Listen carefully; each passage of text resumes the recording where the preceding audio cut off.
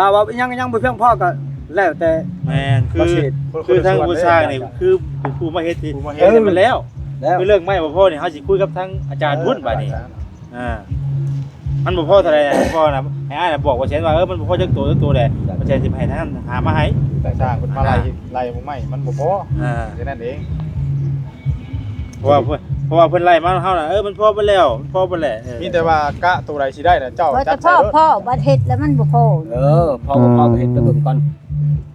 บ่พอเท่าใดสีขาวนี่อันว่าสิบ่พอแล้วขาวแน่นอน 100% แล้ว 100%แล้ว 100% บ่พอ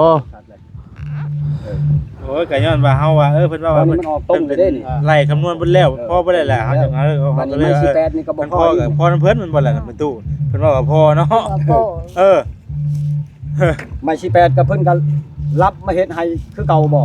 ไม่48อันโตเส้นมันน่ะเพิ่นนี่เส้นพามนี่ตัวเส้นมันน่ะเพิ่นว่าแนวอื่นน่ะพอบ่เลยยังเหลือแต่ไม่48อันโตเส้นผามันหันบ่พอว่าน่ะเฮ็ดไปก่อนแต่ว่าเฮ็ดไปก่อนพอมันตัวเบิ่งไปจริงบัดนี้แต่ว่าให้มันพอโค้งมันก่อนให้มันพอโค้งมันเดี๋ยวเฮาแต่เรื่องอันตัวเส้นมันนี่นะจังว่ากันตัวนี้น่ะที่ละขั้นไปก่อนเนาะโอ้ยเนาะอาจารย์เราอยู่บ่เพิ่นอยู่บ่ล้านนึงตัวค่าสร้างดีน่ะคือ4 ล้านนึง4ล้านบัดนี้ตัว2เส้น5 2เส้นหาค่าเช้าตีนเช้า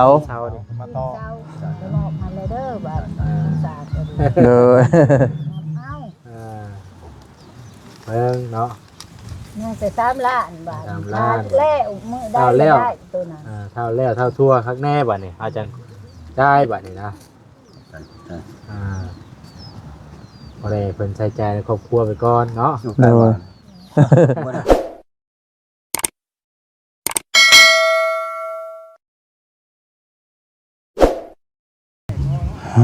ต่อพี่น้องเนาะนั่งอยู่กระต๊อบพี่น้องเนาะกระต๊อบของแม่ตุกคูณพี่น้องเนาะกับทักทายสบายดีเด้อเนาะสบายดีและสวัสดีพ่อแม่พี่น้อง FC เบิดกันสู่คนพี่น้องเนาะมื้อนี้ก็ได้เดินทางมาหาแม่ตุกคูณเนาะพี่น้องเนาะมื้อนี้ก็เป็นมื้อเลิกงามยามดีเนาะพี่น้องเนาะเป็นมื้อยุกย่อเฮือนเนาะแม่ตุกคูณพี่น้องมื้อนี้ก็ได้เนาะก็เป็นสิ่งที่แม่ตุกคูณเนาะรอคอยพี่น้องเนาะพี่น้องแต่ว่าทางบริษัทก็ทำพร้อมโดยทีมงานเนาะมาตรงท่านก็ต้องกราบขอโทษขอไปพี่น้องเด้อเนาะพอดีว่ามื้อเช้านี้เนาะรถทางบริษัทเพิ่นมันเกิดเหตุการณ์บ่คาดคิดแน่พี่น้องเนาะเพิ่นดินเฮเนาะดินเฮเข้าไปจานเบรกพี่น้องเนาะครับจานเบรกก็เลยมีเสียงดังก็เลยพากันไปงัดออกเอาคลีนให้เอาก่อนพี่น้องเนาะแล้วก็มาก็โอ้พี่น้องเนาะรถก็ล้างก็ลายเนาะคุมคิมก็ลายแน่พี่น้องก็มาสวยแน่ก็ต้องขอโทษขออภัยหลายพี่น้องเนาะตอนนี้ก็พี่น้องป้าสาพี่น้องเนาะว่าเราอย่าห่างเนาะสิไปหากันเลยพี่น้องเนาะน้องเนาะตอนนี้ก็คือได้ยินว่าไม่บ่พอว่าฉันพี่น้องเนาะพี่น้องเนาะป่ะพี่น้อง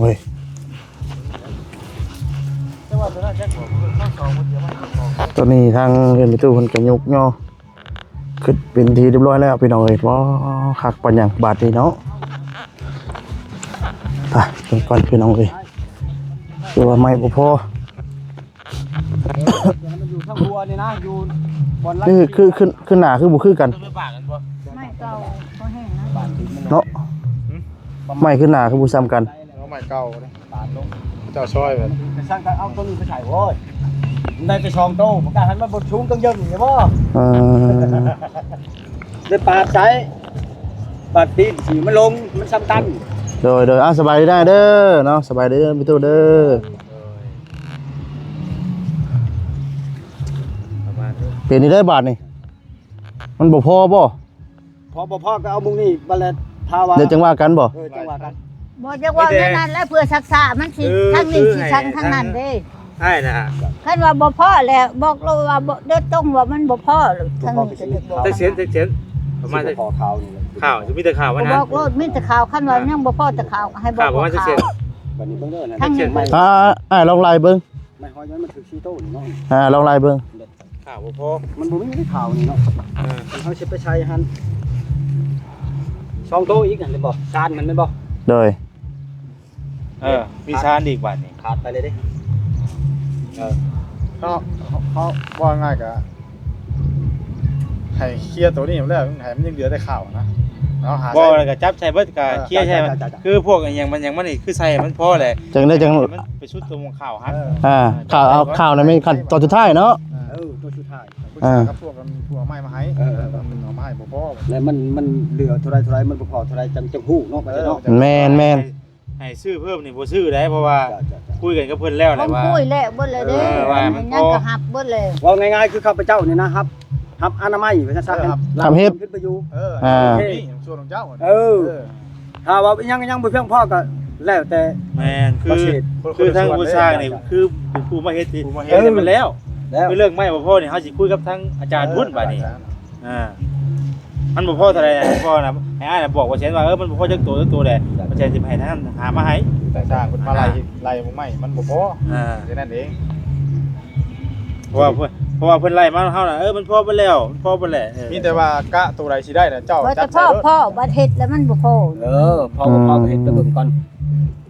บ่พอเท่าไรสีขาวนี่อันว่าสิบ่พอแล้วขาวแน่นอน 100% แล้ว 100%แล้ว บ่พอ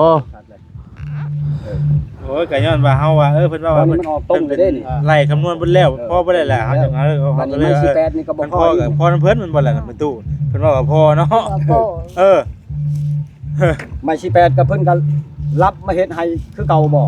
ไม่48อันโตเส้นมันน่ะเพิ่นนี่ เส้นทางนี่ ตัวเส้นมันน่ะเพิ่นว่าแนวอื่นน่ะพอหมดเลยยังเหลือแต่ไม้48อันโตเส้นผ่ามันหันบ่พอว่าน่ะ เฮ็ดไปก่อน แต่ว่าเฮ็ดไปก่อนพอมัน เพิ่น ตัว มา นั้น เบิ่ง น่ะ ไปจริงบัดนี้ แต่ว่าให้มันพอโค้งมันก่อน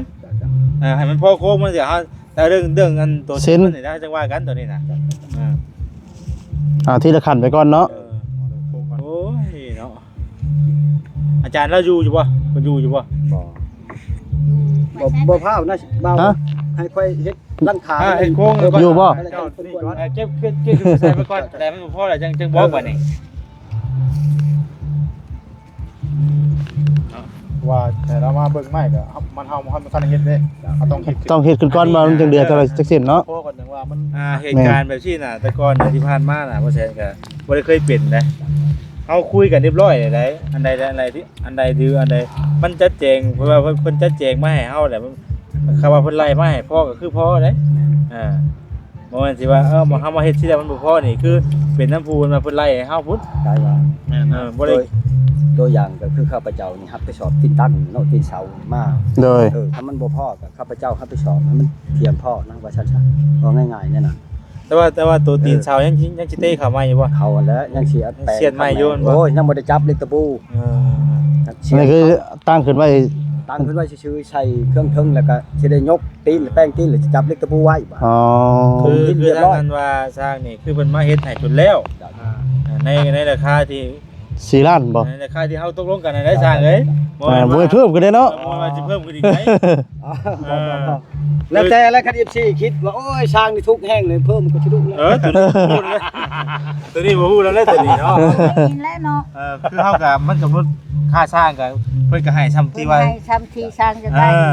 แต่ว่าเฮาสิเอาขึ้นไปอีกก็บ่ได้เพราะว่ามันเฮาก็บ่มีคือกันนะเฮาก็บอกเพิ่นคือกันว่าสิขึ้นก็บ่ได้สิลุดก็บ่ เฮา ได้ ก็บอกเพิ่นได้ว่ามันเท่านี้เด้อสินะ เขาแจ้งเพิ่นไปเด้อ เพราะว่าเพิ่นเฮาก็แจ้งผู้ใหญ่เพิ่นไปว่าราคาสร้างตัวนี้เพิ่นก็ฝากงบไว้ให้เฮาซ้ำนี้นี่นะว่าสิไปเอาเพิ่มอีกอ่ะ บ่ได้เนาะ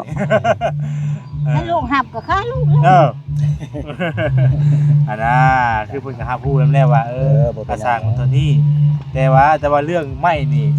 จังได๋บ่แท้ก็ต้องเคลียร์อยู่แล้วเพราะว่าคุยกับเพิ่นน่ะว่าพอเบิดเลยขาดแต่ไม้เส้นเท่านั้นคือเรื่องเครื่องเฮือนนี่พอไปตู้ก็ได้ยินนำกันนะว่าเบิ่งคืนก็ได้พี่น้องในคลิปเฮาเนาะ แม่นทวนคืน เพิ่นบ่รับผิดชอบให้เฮานี่เฮาจังได๋เฮาก็ต้องถามหน่อยปะเป็นไปบ่ได้เพราะว่าทุกอย่างพอเบิดขาดแต่ ไม่18ไม่18เนาะ 18มาเส้นเท่านั้นเพิ่นเว้าน่ะ เลย บัดนี้พอมาเฮ็ดปุ๊บแล้วมันบ่พอแหละ แม่น เฮาก็ต้อง ลมกันอีกครั้ง ร่วมกันอีกทีนึงเพราะว่าคันสิบ่เลิกกันว่าคันเฮาสิมาเปรียบเทียบกันนี่บ่ได้สมเงินเด้นี่เพิ่นเอาเงินเฮาไป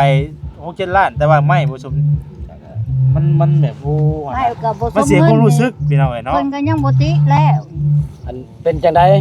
อันเรื่องอันโครงล่างมันเป็นได้บ่ใช่เข้าตา โอเคโอเคงาม ขอบใจ แต่ว่าเฮามาเสียความรู้สึกตรงที่ว่า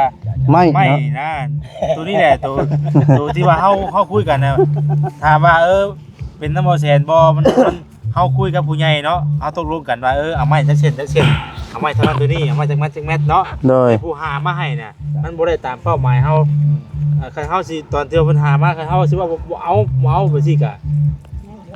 มันก็คือแบบว่ามันก็เกินไปอ่ะนะเฮาให้รับผิดชอบแต่ตัวว่ามันบ่พอได้หามาให้เฮาเพิ่มอีกเท่านั้นก็พอแหละมันจังบ่ยืนยาวมันจังบ่ผิดกันสินะ ปกติแล้ว เนี่ยแต่ว่าให้พ่อ ขอแต่ให้พ่อ ขอเบิกงบประมาณเป็นล้านได้บ่เชน เบิกก่อนบ่เบิกได้แต่ว่าคันหายใจเบิดบ่จ่ายได้บ่จ่ายได้ ขอเบิกล้านหนึงก่อนพอได้ใช้ คั จ่าน ย เบิกด้านนึงได้อยู่ พอได้ใช้จ่ายเบา ตัวนี้ บ่ เข้าใจ ปะ อยู่ บ่ทิมดอก ตัวนี้เข้าใจอยู่แต่ว่า ข้าพเจ้ารับผิดชอบ แต่ว่าคันให้จ่ายเบิดนี่บ่ บ่ ใช่บ่จ่าย เอาข้าพเจ้าก็ยังบ่เอา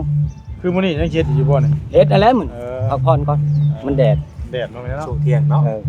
ขอพังเพลงก่อนจักบาท ให้มันเบิกอยู่แล้วว่า ตามลูก ติงตามลูก เขาว่าคันว่าล้านนึงเอาให้ได้แต่ว่าคันว่าเบิกคือเขาว่า2เทื่อแล้วเขาว่ายังเดือครึ่งนึงนะว่าจะงบไปก่อนบ่ให้เบิกว่านี่ เอาแต่ชุดนี้ระยะเลยนะ สำเร็จ จะไปทำแล้วเนาะ ถ้าสำเร็จพุ่นละจังเอาไปเดียวเฮ็ดบ่เอาอีก ไปใส่ข้าวหุ้มหมดแล้ว ข้าวโพดพอแล้วถูกปะ พอแล้วนั่งอยู่ศาสตร์พอแล้วเนาะ คนได้จะให้บัดนี้ อันนี้แลกได้จังได๋คันบ่แลกบ่ได้ลูก เนาะไม่ตู้เนาะพี่น้องเอ้ยมื้อนี้ก็พร้อมตู้กับข้าพเจ้านี่แหละ เฮือนเพิ่นแล้ว งานบ่ บ่นะ งานแล้วเพิ่นจะลองเฮือนใหม่นี่แล้ว สลอขึ้นมาไม่ตู้นี่บ่ โอ้ยเนาะ เพิ่นจะเบิกไว้ก่อนนี่ เออ เพิ่นจะลองเฮือนใหม่นี่แล้วลูก อ๋อโดยจะคนอ้ายสร้างมาเฮ็ด สอง 2คนโดย2คนว่าแซน สองเจ้านี่บ่สองคน สร้าง2คนกินได้กินข้าวกินน้ำแล้วบ่กินแล้วนึกว่าถ้าได้กินเนาะ เด็ก2คนพี่น้องเอ้ยเนาะเริ่มตั้งแต่กี่โมงอ่ะนี่ 8 โมง 8 โมงเช้า เอ้ยอันนี้พักตั้งแต่11 โมงเลย จ้า เนาะ เชิญมาเชิญ เจ็บหัวน้ำเลยพี่น้องเลยเพราะว่านั่นโอ้ยไปตัดสินใจซื้อเอาไม้ห้องเดืออะไรกันแล้ว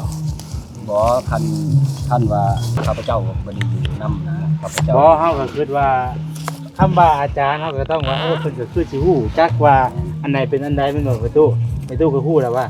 คำว่าอาจารย์เฮาก็ต้องว่าเฮาก็นับถือเพิ่นว่าเป็นผู้ใหญ่แม่นบ่ล่ะมันก็ต้องฮู้ เพิ่น บ่ ก็ว่าเป็น ละเอียดไปเบิดแล้วเนาะ อ้าวเนาะเพิ่นเป็นคนกันแล้วรับนั่นแหละเฮาก็ต้องฮู้ว่าเพิ่นก็คือสิฮู้จักว่าอันไหนที่มันบ่ถูกบ่ต้องก็เพิ่นก็ต้องบอกลูกศิษย์เพิ่นว่าให้เอาแบบนี้มาบ่แม่นสิว่ามันต้องครบแม่นบ่ล่ะ โดย มันบ่จบบ่งานก็บอกมันบ่ เพิ่นก็ว่าคันตัวได้สิหลายบ่เอาก็บอก ถ้ามันบ่พอก็ให้บอก โดย เพราะว่านั่นนี่ อันนี้คือมันผิดพลาดพี่น้องนะแบบว่าถ้าว่าเพราะว่าเฮาก็เคยเลิกให้เทือนนี่เฮาก็เคยคือการเดินสร้างไม้ไปสิมากก็สร้างคือการคือเฮือนนั่นว่าเวียงนี่ก็บ่แซ่นก็สร้างคือกันนี่สร้างเพิ่นเรื่อยมาให้สิแต่ว่ามันได้ตามเป้าเฮาเด้เฮาสร้างแบบซี่เพิ่นก็ได้ตามเป้าเฮาเลยมันก็พอเนาะ มันก็เพราะมันสิเป็นหยังมันบ่แหละมันเป็นน้ำผู้เฮ็ดมามันบ่มันเป็นน้ำผู้ไปซอยมานี่ไม่ถ้าว่าได้ตามแบบมันก็มาตามแบบมันเป็นนั่นได้พี่น้องเอ้ยแต่ว่าแล้ว FC ก็ตีบ่แซ่น้ำแต่ว่าตีก็ตีแต่ว่าบ้านเฮานี่บ่เซ็กบ่เบิ่งก็มันก็อีกตัวนึงขั้นตอนนึงตัวนี้นะคันคือว่าเพิ่นเอามาส่งแล้วเฮาบ่เอามาเลยแบบขึ้นมาเลยก็โอ้มันสิเป็นเรื่องใหญ่เลยเนาะ บ่เอาเลยก็ได้ ได้แล้วเหมาะอันหับเอากับเพิ่นนั่นเนาะ แต่ว่าเฮามาเสียความรู้สึกตรงที่ว่าเฮาจ่ายเงินไป6-7 ล้านแต่ว่ามันไม่นี่เพิ่นเป็นหยังคือบ่ให้เฮาจบเจือแน่นะแม่ตู้ โดย บ่แม่นว่าเฮาสินั่นใดพี่น้องเอ้ยโอ้ยเนาะเอาอันนี้ชื่อชิ้นหมูมาเอาให้สร้างถุงนึงเด้อเห็นร้อยนี่เด้อเอาไว้2คนบ่เฮ็ดน่ะแม่ตู้ตู้เด้อเด้ออยู่ได้กินซื้อมาต้อนโดย ที่มาต้อนมาตู้เพิ่นอยู่นั่นเลย อันนี้เพิ่นมาผากช้าง โอ้ยเอากะที่ว่า หลังจากที่เฮาได้ยุงกันย่อขึ้นแล้วก็งามพี่น้องเลยเนาะ โดย มีแต่ว่าทั้งสร้างน่ะถ้าเฮ็ดแต่ให้มันแล้ว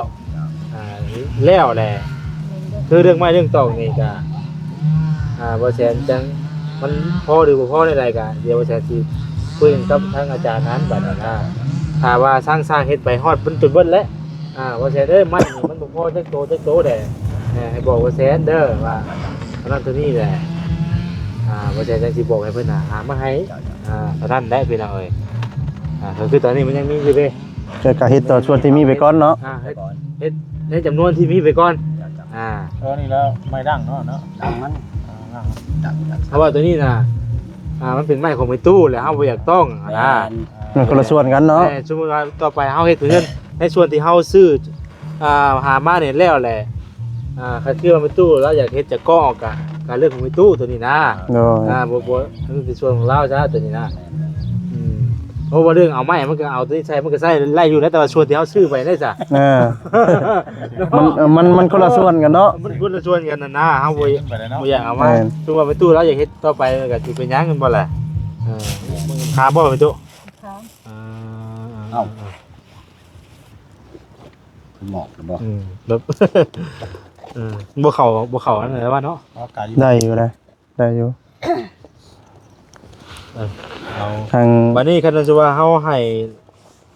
อันว่าล้านนึงเนาะให้ล้านนึงก็ยังเงิน เดือน3เนาะ 3 ล้านไป ทั้ง3ล้าน 3 ล้าน2 50,000เลย ฮะโอ้ตัวไม่ เสาเนาะแต่เสาเนาะ ตัวนั้น อันนั้นไปจ่ายเบิ่เลยก็ได้ตัวเสามันแล้วเลย ตัวเซาเนาะตัวเนาะมาได้เลยเนาะ มันแล้วครบถ้วนเลย ให้ยังแต่ตัว3 ให้มันเดือนจัก3ถ้วนซะเนาะใช่กันได้คือกัน มันเลย2,500,000เนาะ จ้า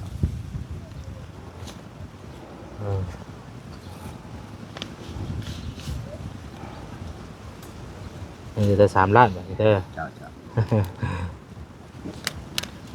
ว่า สร้างเฮ็ดเร่งมือเฮ็ดแล้วไว้ก็ให้ได้เงินนับเงินไว้เด้อ ไว้แล้วจะอยู่ ไปตู้ก็ได้อยู่ไว้บ่เนาะ คือว่าฉันจะจ่ายแต่เฉพาะเพิ่นมื้อนี้พี่น้องนะต่อไปก็ถือว่าให้มัน แล้วพุ่นแล้วบัดนี้เนาะ สำเร็จงานพุ่นแหละ เพราะว่าก็ที่ผ่านมาเฮาก็นั่นอยู่เพราะว่ามันก็ต้องเพิ่นก็เบิกอยู่พี่น้องเนาะสำหรับบ่ให้เลยก็ช่วงแต่ว่าเฮาจะบ่จ่ายเบิดก่อนเด้อฟังก่อนหลายแท้เนาะ 80บ่ปิดตุบอยู่เลยเนาะ 2 3 4 5 6 7 8 9 10เนาะ10ตัวนี้2,500,000เนาะ เสาอยู่ เสาตัวนี้ ตีนเสาเนาะ ไม่ค่ากี่นี้ตัวนี้สตอนี่จ้ะ แกนเด้อ เอาข้าพเจ้ากันว่าก็คือว่าย่อมข้าพเจ้าเองเนาะสิ่งที่มันบ่ได้ เงิน บ่ได้เหมาะบ่ได้มักแล้วข้าพเจ้าบ่ต้องเอามาใช้ ล้าน ล้านหนึ่ง ล้าน ตัวค่าสร้างดีนะคือ 4ล้าน ล้านหนึ่ง4ล้าน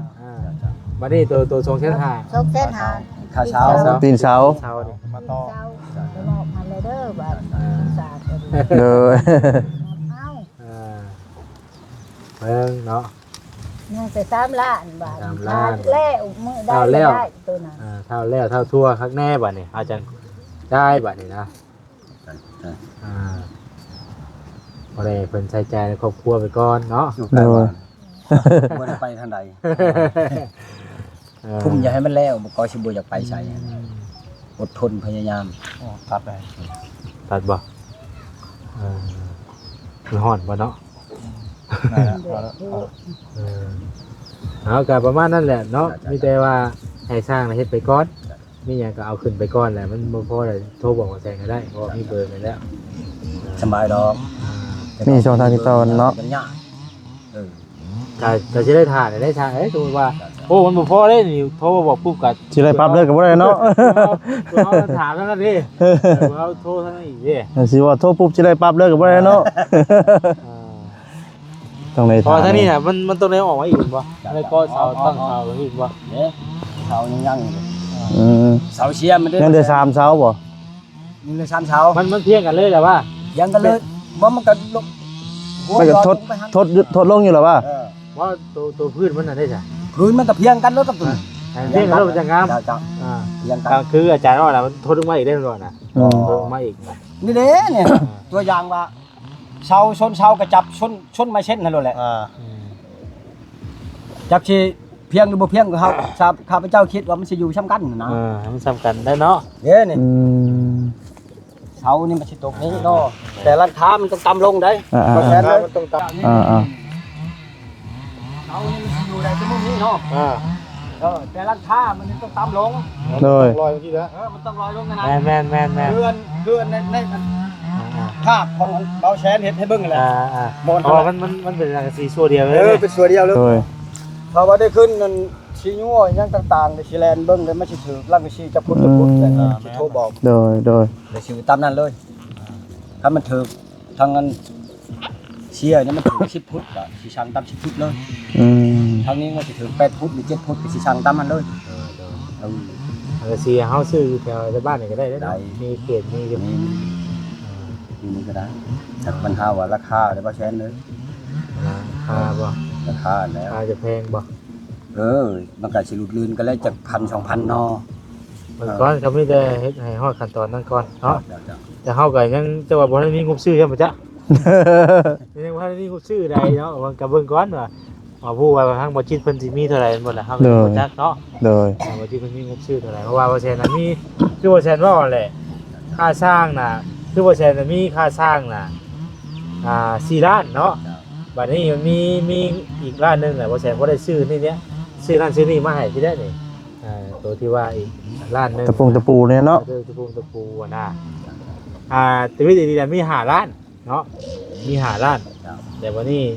ค่าสร้าง4ล้านแต่วันนี้อีกล้านนึงน่ะบ่แซ่นก็ซื้อได้ตะปูแน่ซื้อนั่นซื้อนี่มาสิได้ ชื่อตีนสองตีนเช้านี่เนาะ ที่เช้านี่นะประมาณนั้นเป็นเอาเลยวันนี้ตัวเรื่องสังกะสีนี่อาจจะตัวนี้แหละบ่แซ่นบ่มีตัวนี้มันชื่อสังกะสี สิบ่เฮิงดอกว่า แต่ว่าหากก็อาจจะเดี๋ยวสิถามหัวจิตก่อนว่าเพิ่นมีงบเท่าไหร่นะ โดย ว่าเป็นเดือนก็เต็มที่เลยอยากให้มันแล้วไวๆนั่นนี่มึงเถื่อจันว่ามีงานต่อไปต่อเว้าแน่นั่นหัวจิตทางสร้างบ่เนาะแต่ทางซีอาจจะได้อยู่ดอกเนาะแล้วภาคตานี่ก็ยังอีกเว้ากันอีกเทื่อนึง โดย บ่ยังที่ไล่กันมันได้ตัวนั้นก่อนแล้ว สมมุงบ่ มันได้สรุปมุง เดี๋ยวยาวจังเฮ็ดดังเนาะ มันไข่เนี่ยได้ โดย บ่ได้แดดบ่ได้ยังนะบ่ได้มีแต่อยู่ในห่มตลอดมันไข่แต่ไข่ตัวนั้นสิก่อนโอเคแหละ โดย ตัวมัน โอเคแล้วประมาณนั้นแหละสร้างเด้อ จ้า ผมขอบใจหลาย โดย กลับก็ด้วยเด้อ โดยขอบใจหลาย ขอบใจหลายเนาะมีได้มีตู้เงาขึ้นแล้วตามอยู่บ่ โอ้ได้ก็ดีใจ ได้เนาะ อันนี้ได้เห็นโค้งมันเนาะไปดูเห็น กี้สาวนอนครูอยู่ที่เนาะ ใจขึ้นไปจักบ่เห็นยังบ่เห็นรูปเห็นแบบเนาะ ตัวนี้นะโดยเตอบุญตะวันลูกโดยมาน้ำล้างเขาบอกมาน้ำล้างมันจะเป็นปลูกอยู่คันนี้เรียกได้บึงไปหาไอ้บ้านเขามาโน่เขาจึงบ่มาโน่บ่เงินเจ้าได้เขาทุกคนก็เมตตาอยู่แม่เฒ่าเขาเจ้าบ่เอาเงินแล้วเสียไป พอแล้วจ้ะคือเพิ่นว่าง่ายจ้ะอันนี้คือเขาจ้างมันแล้วเนาะเพิ่นก็ต้องจัดแจงเอาเองเดินทางนั่นแหละ โดย คือในก่อนที่เขาบ่จ้างน่ะเขาหากันน่ะอยู่ไสกับเพิ่นก็มา เพิ่นก็มาซอยเนาะ มาซอย เขาเจ้าก็มาซอย เขาจ้างอะไรเพิ่น เขาจะบอกแม่ว่าอย่าสิเสียใจเด้อบ่เห็นถ้าปล่อยไปบ่ให้เสียใจก็บ่เสียใจ วันนี้เพิ่นมาทุกคนอย่างเนาะซอย โทรศัพท์ เพิ่นก็สิเพิ่นจะหาเพิ่นเนาะ เองนะ เพิ่นไปหาเพิ่นให้แม่ไปหาเขาบ่มา อืม แม่ก็ไปสู้ก็ซอยได้สู้บ่ได้สามกินเงินเลย โดย ก็มันน้อยเขาอ่ะ4ล้าน นี่คือในกรณีว่า เขาเลย มา ว่า สร้างเวลาเพิ่นเอาหากันน่ะอยู่เป็นเรื่องกันน่ะเนาะ มาซอย ฉันห้านี่ตู้ไปเขาอะไปก็บ่ได้เอาสิสั่งเด้ โดย มีแต่แห้งสิย่อขึ้นเขาเลยบอกนั่นน่ะเซ้ยเขาก็แตกไปเป็นมัน โดย เบิ่งลุกตรงคน อ่าเอาประมาณนั้นแหละพี่น้องเอ้ยเนาะเดี๋ยวขึ้นมาวันนี้ก็ขึ้นมาอัปเดตเบิ่ง ดีเลยว่าได้ว่าแล้วคันบ่แล้วบ่ได้จ่ายเงิน อืม อันนี้ มาได้บ่ บ่อนจักได้อยู่อีกนี่เอามาแต่ไสลง บ่ มา ได้เพราะว่าเฮาต้องรักไว้กับเพิ่น เพราะว่าเฮาก็สิว่าจังได๋เนาะพี่น้องเอ้ยให้มันแล้วก่อนสินะบ่แม่นว่าเฮาสิสิมาจ่ายกระจายอยู่ซำนึงอะนะแต่เฮาเข้าใจอยู่ ใจฉันใจได้เนาะ เฮาก็เข้าใจอยู่ว่าเพิ่นต้องการเงินเวลาก็อยู่ใช้คือกันบ่ใช่กันสุดท้ายเฮากระจายอยู่แบบนี้นะเคยจ่ายอยู่แบบนี้นะล้าน1 2ล้านสินะแต่ว่าให้จ่ายเบิดเนี่ยบ่ใช่บ่เคยจ่ายก่อนอยู่แล้วนะให้ทันแล้วก่อนแต่ว่าเรื่องไม้เรื่องตอกน่ะคือเรื่องไม้เรื่องตอกน่ะคือว่าเนี่ยคันว่าเฮาให้เพิ่นไปหามาให้ใช่นะเฮาต้องได้จ้างเพิ่นได้ต่างหากเด้นั่นน่ะ จ้างแล้วคันใหม่เขา คันไม้เพิ่นเขาหาผู้เก่าหามาให้น่ะบ่ได้จ้าง ดินเซาทึก คือเฮาให้เพิ่นหาเด้ เขาหาอันนี้เฮ็ดบ่แล้วบ่อันนี้เขาเอาใหม่มาเพราะว่าจะได้เงินเขาจ้างใหม่อีกบ่ถือเกินแม่บ่ให้รับ อืม มันจะบ่ได้เนาะ เพราะว่าเฮาคุยกันกับเพิ่นน่ะเด้มีคลิปพี่น้องเนาะมีคลิปทุกอย่างที่เฮาคุยกันเพราะว่าบ่ใช่บ่ได้คุยกันหลังไมค์เด้คุยในกล้องอยู่แล้วตอนที่ว่าเฮาคุยตกลงกันน่ะ FC ที่ในเพิ่นเบิ่งน่ะเพิ่นสิเข้าใจว่าเฮาก็คุยกันกับเพิ่นคักแน่อยู่แล้วอันน่ะก่อนสิตกลงกันเนาะไว้ตุบ่แม่นสิว่าตกลงกันไปว่า คือนั่นแหละพี่น้องเอ้ยเนาะ เดี๋ยวมาเปลี่ยนเดี๋ยวนั้นเดี๋ยวนี้โอ้ยตั้งแต่เฮ็ดมากับเนาะอากาศร้อนได้บ่บนเผยเจ้าเนาะ เข้ามาเลยว่าเพิ่น มาอยู่โฮมจริงตัว ร้อนเด้ มันตัดเด้ ฮ้อนเด้ เลี้ยงเอาเด้มันอยากตัดบ่ เอาน้องพี่น้องเอ้ยถือว่าดีอกดีใจนํมื้อนี้เนาะก็มาบ่ทันลูกก็ได้บ่ให้แล้วว่า บ่ได้ ทำให้ลูก มาท่านกับแม่ก็บ่อยากให้เฮ็ดได้จังว่าแบบนั้น เขาว่าให้ลูกกลับเด้ พวกลูกเบิดเงินนำเขาหลายเลยแม่ก็อยากให้พักผ่อนคือกันกับแม่ เลยโอ้ยดีใจนํเนาะพี่น้องเอ้ยเอาสามีเนาะมีแต่สิขอจบคลิปซะก่อนพี่น้องเนาะเวลาก็ยืดยาวเลยเนาะมีแต่ว่าคลิปต่อไปพี่น้องเนาะที่สิมาเบิ่งเนาะตอนสร้างเพิ่นเฮ็ดเนาะพี่น้องเอ้ยมีตัวเรากินข้าวแล้วบ่กินแล้วพี่น้องเอ้ย กินหมกเขียดทุกเพิ่นแล้วเอามา พาฉันเนาะดีใจนำด้วยมีตู้เด้อเนาะเอาสบายดี ดี